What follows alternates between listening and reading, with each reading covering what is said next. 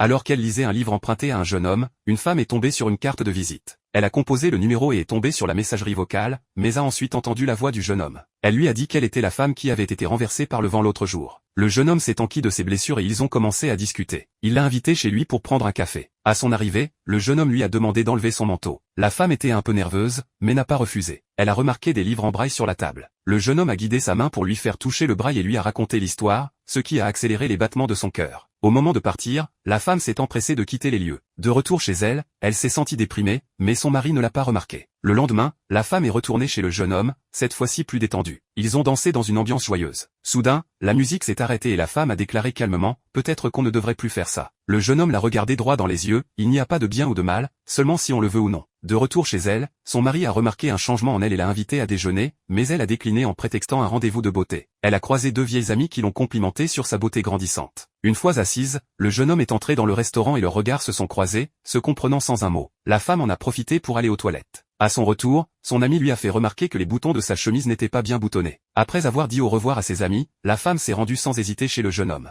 Depuis qu'elle l'a rencontré, son esprit est devenu distrait. Mais peu après, le jeune homme a soudainement disparu, injoignable au téléphone. La femme s'est sentie anxieuse et perdue, remettant en question ses choix.